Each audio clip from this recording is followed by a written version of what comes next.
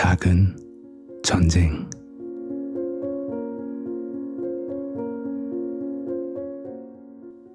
제이크 랜디스는 다리를 절룩거리며 교실로 들어가 지팡이를 분필 상자에 걸어놓고 자신의 책상 앞에 놓인 철제 의자에 앉았다. 그리고 두 손으로 왼쪽 다리를 들어 가장 편안한 위치로 놓았다.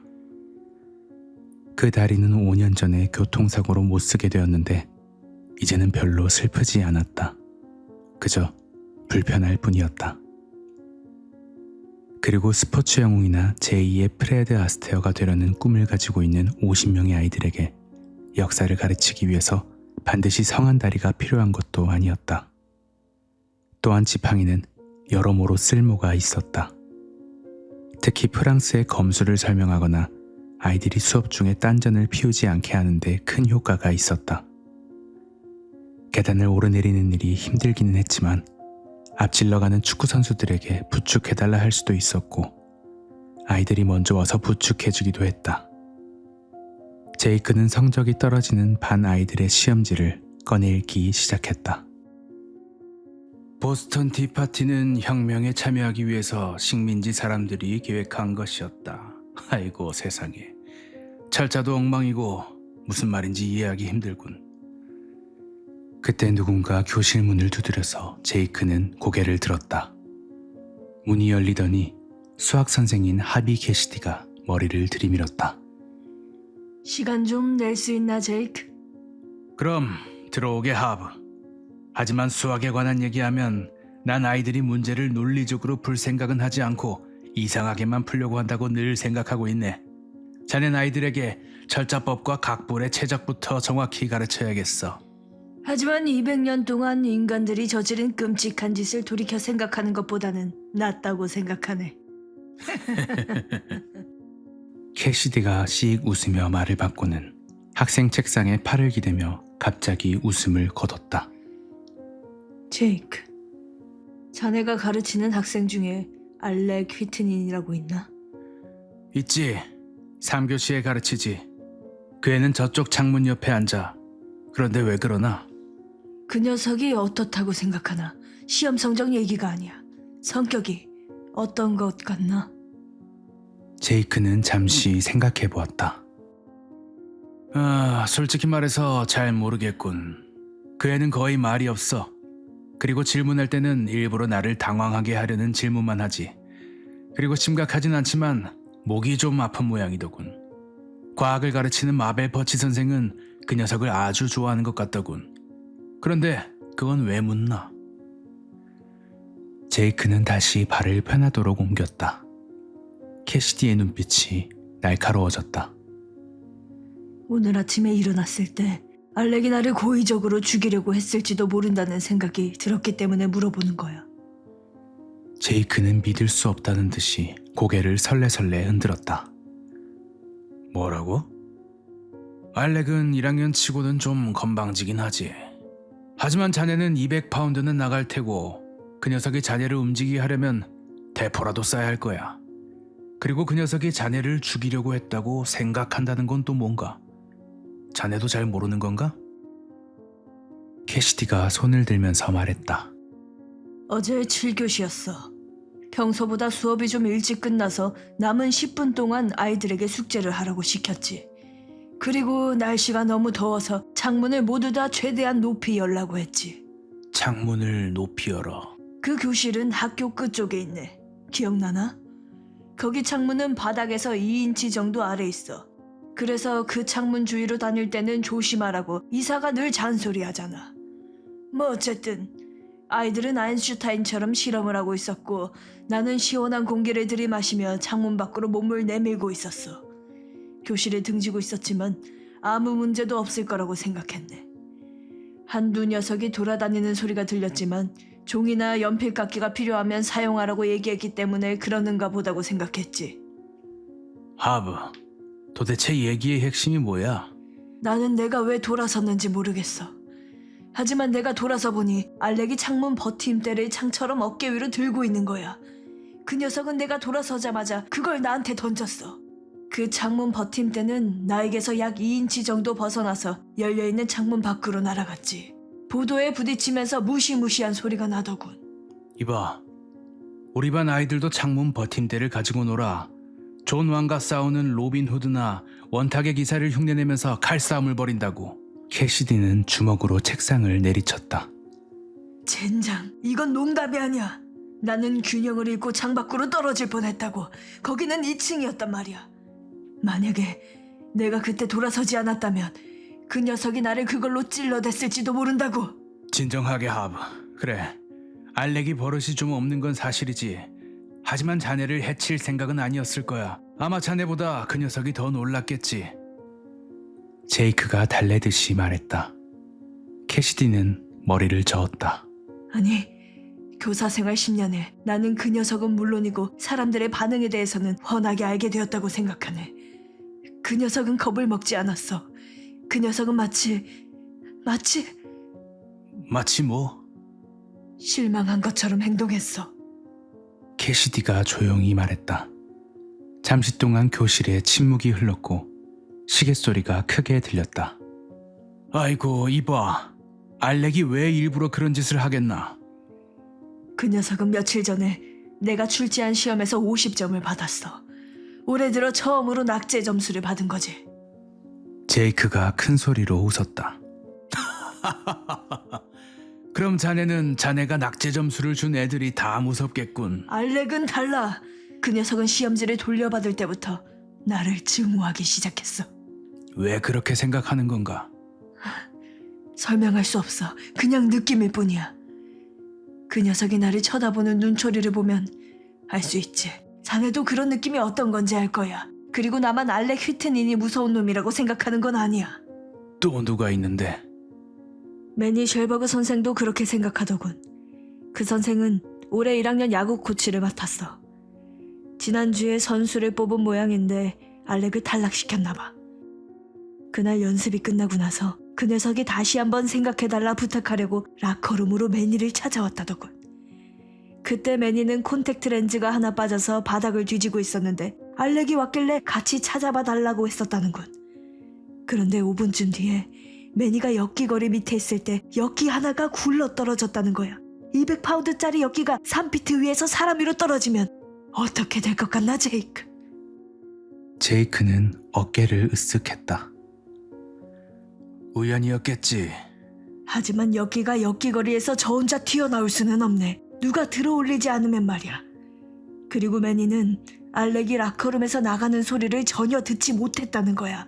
알렉이 엽기거리에서 엽기를 들어올렸을 수도 있고 또 매니가 기어다니다가 어깨로 엽기를 건드렸을지도 모르지. 수백 가지의 가능성이 있을 수 있네. 이봐 하브, 자네는 바보가 다 되어가는군. 자네가 낙제 점수를 주었기 때문에 알렉이 그런 짓을 했다고 생각하니 말이야. 마벨 퍼치 선생은 알렉에게 몇 번이나 낙제 점수를 주었지만 두 사람은 옥수수 창고 속의 쥐처럼 사이좋게 지내고 있지 않나. 자네가 알렉이 괴물이라고 생각한다면 그 녀석은 왜 그 여선생에게는 아무 짓도 하지 않는 건가?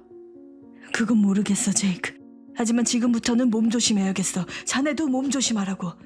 그 녀석은 누군가를 죽일지도 몰라. 그리고 그놈은 사람을 죽이면서 아주 즐거워할 놈이야.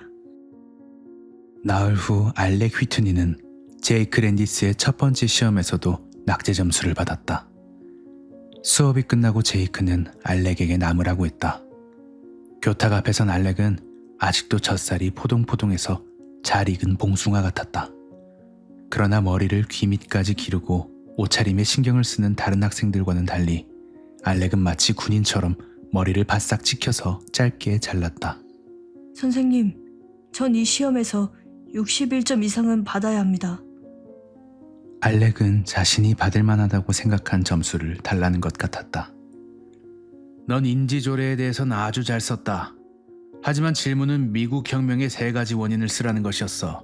넌 다른 2가지는 빼먹었어. 선생님, 전 한 가지 원인을 깊이 파고들면 선생님이 더 좋아하실 거라고 생각했습니다. 알렉의 목소리가 빈정거리는 투로 변했다. 네가 잘못 생각한 거다. 질문은 아주 명확했어. 4점만 더 주시면 충분할 텐데요. 낙제를 면하려면 말이에요. 그것은 부탁하는 것이 아니었다. 명령이었다. 제이크는 신병 시절 이후로 그런 말투를 들어보지 못했다. 당장 나가거라, 알렉. 제이크가 엄하게 말했다. 알렉은 등을 구부리고 교실 바닥만 바라보고 있었다. 이봐, 이제 30초 후면 저 문으로 아이들이 들어올 거다. 그때까지 네가 나가지 않으면 아이들이 들어와서 네가 내 발에 차여서 저쪽 벽으로 날아가는 것을 볼 거다. 무슨 말인지 알겠니? 제이크는 농담을 하고는 웃었다. 그러나 알렉은 표정이 바뀌었다. 그 표정을 본 제이크는 마치 얼음물을 뒤집어 쓴 것 같았다. 알렉의 눈에 가득 찬 악의는 제이크가 지금까지 교직 생활을 하면서 한 번도 보지 못했던 것이었다. 그의 뒤틀린 얼굴이 자신을 죽이려고 했다는 캐시디의 말이 어쩌면 사실일지도 모른다는 생각이 갑자기 들었다. 알렉은 아무 말도 없이 휙 돌아서서 성큼성큼 걸어나갔다. 제이크는 그날 하루 종일 부끄럽기도 하고 무섭기도 해서 마음이 뒤숭숭했다. 알렉은 다른 학생들처럼 낙제한 것에 대해 선생보다는 자기 자신에게 더 화를 내야 했다. 제이크는 알렉이 교실에서 나가기 전에 얼핏 지었던 표정을 생각할 때마다 얼굴에 뭐가 기어다니는 것 같았다. 수업이 모두 끝난 뒤에 제이크는 숙제 검사를 했다. 연대표를 보면서 일을 했는데 거의 다 끝냈을 때 홀에서 무슨 소리가 들렸다. 문이 열리는 소리였다. 관리인은 아닐 텐데 칼 스테트너는 1시간 전에 청소를 다 끝냈을 것이다. 누구요? 제이크가 소리쳤다. 아무 대답도 없었다. 제이크는 지팡이를 짚고 일어서서 절름거리며 홀로 나갔다. 아무도 없었다. 제이크는 구석구석 살펴보았다. 수압을 이용해서 문을 여닫는 남학생용 화장실 문이 스르르 닫혔다. 제이크는 화장실로 들어가 보았다. 그의 신발이 하얀 타일 바닥에서 끌리는 소리가 났다. 아무도 없었다. 아마 그가 오는 소리를 듣고 도망친 모양이었다. 누군가 들키지 않으려고 하는 것이 분명했다. 제이크는 다시 홀로 나왔다. 쥐죽은 듯이 조용했다. 화장실 문이 닫히는 소리만이 작게 들렸다. 교실 뒤쪽 계단에서 희미한 발자국 소리가 들렸다. 제이크는 비틀거리며 계단으로 걸어갔다. 거기 누구야? 그가 소리쳤다. 이봐, 대답해. 학생들은 수업이 끝난 다음에는 학교 안을 돌아다닐 수 없다는 것을 알 텐데. 제이크는 층계 아래쪽을 볼 수 있을까 해서 아래를 내려다보았다. 아래쪽에서 휘파람 소리가 얼핏 들렸다. 숨바꼭질할 셈이냐? 제이크는 코웃음을 쳤다. 그래, 좋다. 도대체 어떤 녀석인지 한번 보자. 제이크는 지팡이를 짚고 천천히 힘들여서 왼발을 첫 번째 계단에 내려놓았다. 그리고 오른발을 내디디면서 손으로 난간을 꼭 붙잡았다. 이제 한 계단 내려왔다. 23계단을 더 내려가야 한다. 물론 그 꼬마 녀석을 잡을 수는 없겠지만 악착같이 계단을 내려가 보면 학교를 나가는 그 녀석을 뒤쫓을 수도 있을지도 모른다고 생각했다. 2계단, 3계단. 그리고 그 다음에 지팡이에 몸을 지탱하고 4번째 계단을 내려가기 위해 몸을 앞으로 숙이는 순간 지팡이 끝에 달린 고무 부분에 바퀴라도 달린 것처럼 지팡이가 앞으로 튀어나갔다. 제이크는 균형을 잃으면서 본능적으로 다친 다리를 내밀었지만 미끄러지고 말았다. 제이크는 굴러 떨어졌다. 그는 엉덩방아를 찢고 옆구리에 통증을 느꼈다.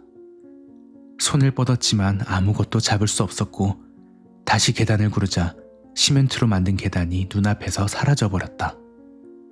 제이크는 손으로 얼굴을 감싼 채 계속해서 굴러떨어지면서 사양 냄새 같은 달짝지근한 이상한 냄새를 맡았다. 계단 밑에 굴러떨어진 제이크는 라디에이터에 머리를 세게 부딪혔다. 정신이 얼얼하고 눈앞에서 별이 반짝였다. 제이크는 머리가 아프고 귀가 멍했지만 한참 후에 안간힘을 다해 팔과 성한 다리를 움직여 보았다. 아픈 다리에 가벼운 통증이 느껴졌다. 제이크는 몸을 비틀어 일어서면서 자신이 떨어져 내린 20여 개의 계단을 올려다보았다. 운이 좋다는 생각이 들었다. 저 정도 높이에서 굴러떨어지면 팔다리가 부러지는 것은 말할 것도 없고 목이나 척추가 부러질 수도 있을 텐데 왜 미끄러졌을까? 왼손의 엄지손가락과 집게손가락을 비비자 미끈거렸다. 손가락을 코로 가져가 냄새를 맡아보았다. 비누군. 학교 화장실에서 쓰는 액체 비누가 제이크의 손바닥에 잔뜩 묻어 있었다. 지팡이와 신발에도 비누가 묻어 있었다. 제이크는 손수건으로 비눗기를 닦아내고 아주 고통스럽게 다시 계단을 올라갔다. 위에서 4번째 계단에 비누가 잔뜩 칠해져 있었다. 누군가 고의적으로 교실 밖에서 소리를 내고는 그를 죽이려고 복도로 끌어낸 것이 틀림없다. 누굴까? 알렉 휘트닌? 그날 저녁 제이크는 집에서 상처를 찜질하면서 알렉 휘트닌을 어떻게 해야 할지 곰곰이 생각했다. 누구에게 말해볼까? 하지만 누구에게 말하지? 제이크는 자신이 지난주에 하비 캐시디의 말을 비웃었던 것이 생각났다. 아니야. 다른 선생에게 이런 말을 할 순 없어. 경찰에게 말해볼까? 그들은 증거를 내라고 할 텐데. 증거라고는 하나도 없다. 계단에 비누가 묻어 있었을 뿐인데 그것은 우연일 수도 있는 것이다. 그리고 그 녀석의 표정도 증거이긴 하지만 경찰에게 얼굴에 나타난 표정을 어떻게 설명할 수 있겠어. 그러나 이대로 기다리기만 하다가는 그 녀석이 또 다른 살인을 저지르려고 할지 모른다. 다음날 제이크는 수업이 없는 시간을 이용해 학생 지도실에 가서 알렉 휘트닌의 생활기록부를 조사해 보았다. 참고할 만한 것이 많지 않았다. 알렉의 어머니는 10년 전에 죽었고 지금은 더비가에서 아버지와 단둘이 살고 있었다.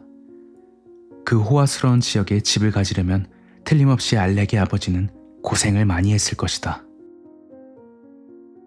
알렉은 최근에 세워진 친달파크 학교를 졸업했다. 처음 6년 동안 성적은 D와 F가 많지 않은 보통 성적이었다. 7학기에 들어서는 많이 달라졌다. 성적이 점점 더 저조해지기 시작했는데 영어에서만 F가 3개가 있었다. 제이크는 미소를 지었다. 그의 출석표에는 알렉이 총 25일 결석한 것으로 나와 있었다. 제이크는 그 전해의 출석표를 살펴보았다. 뭔가 이상했다. 알렉은 6학기 내내 17일밖에 결석하지 않았다. 결석한 날들의 간격이 아주 넓었기 때문에 병이나 사고 때문인 것 같지는 않았다. 8학기에도 별 차이는 없었다.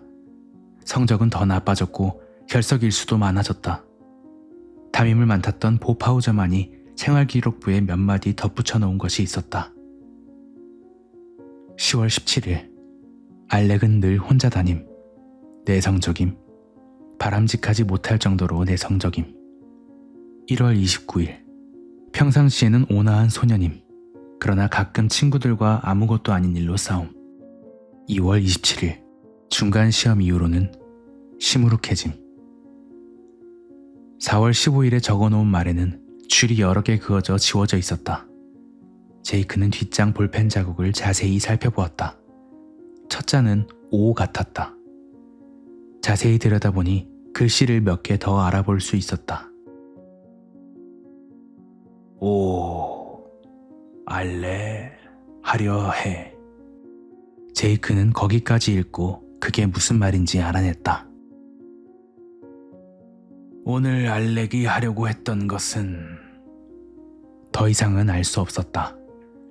보 파우저만 선생은 다른 사람이 눈치채지 못하게 하려고 애를 쓴 것 같았다. 제이크는 책상 위에 놓여있는 전화를 들어 친달파크 학교에 전화를 했다.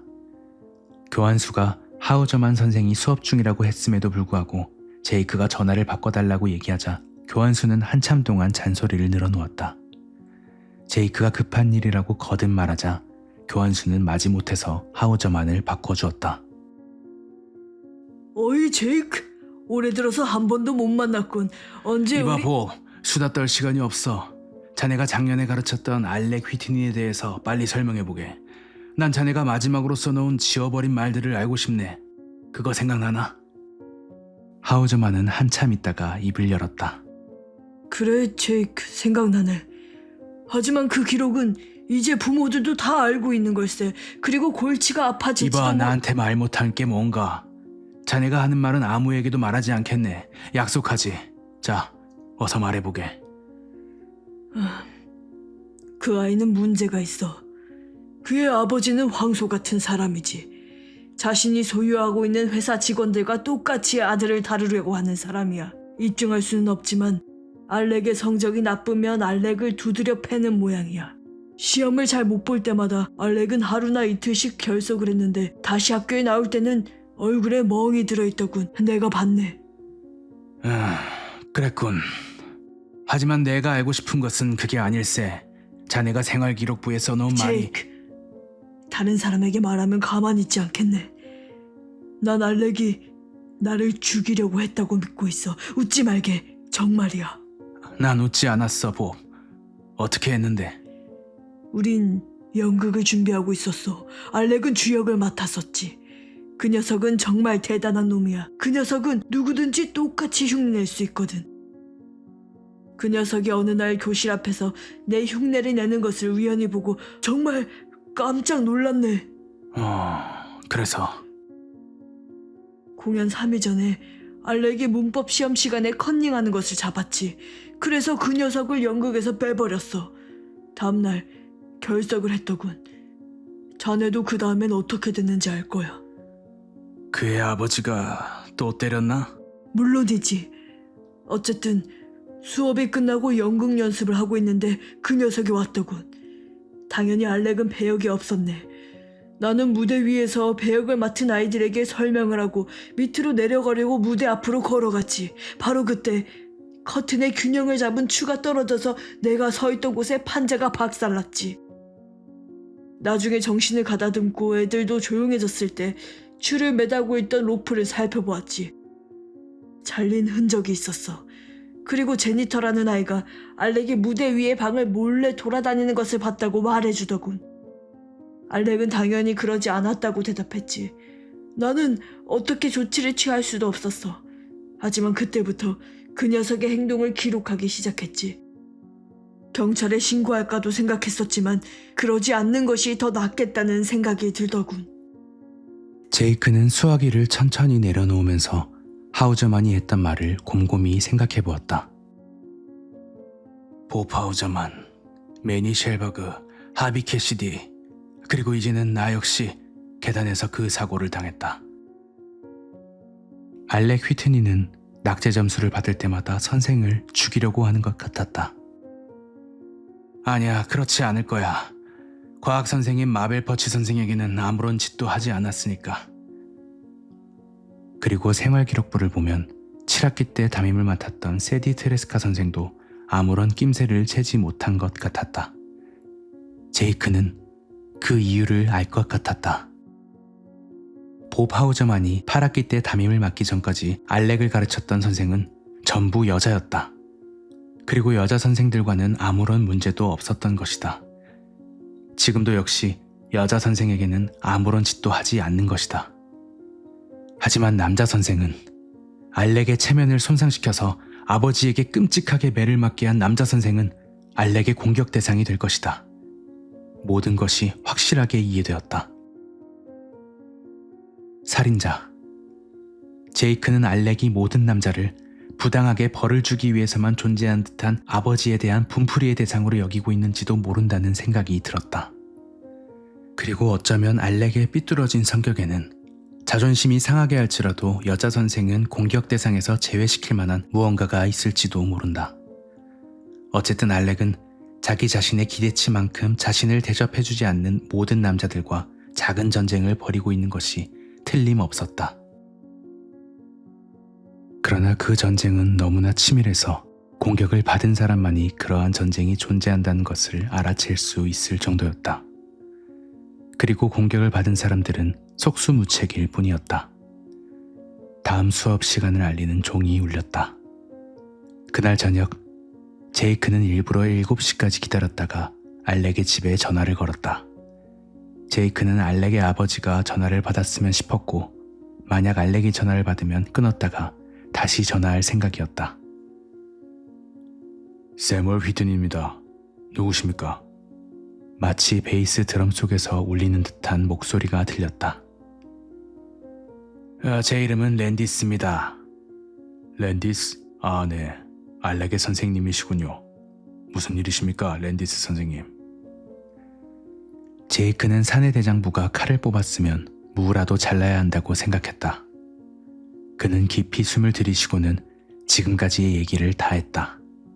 지금까지의 사건과 의심스러운 점들을 제이크는 다른 선생들의 이름만 빼고 다 말했다. 그래서 저는 당신의 아들에게 문제가 좀 있다고 생각합니다. 그리고 솔직히 말씀드리면 저는 이 문제를 어떻게 다뤄야 할지 모르겠습니다. 제이크는 그렇게 말을 마쳤다. 제이크는 의자에 몸을 기대고 알렉의 아버지가 화를 벌컥 내리라고 생각하며 기다렸다. 제이크는 자신이 그 황소 같은 사람 앞에서는 대놓고 아들이 살인범 기질이 있다고 말하지도 못하고 지레 겁을 먹게 되리라는 생각이 들었다. 알렉의 아버지는 어떤 협박을 먼저 할까? 해고시키겠다고 할까? 아니면 소송? 무슨 말씀인지 잘 알겠습니다. 사실 저도 제 아들 녀석이 그다지 유쾌하지 않은 짓을 한다는 것을 눈치채고 있었습니다.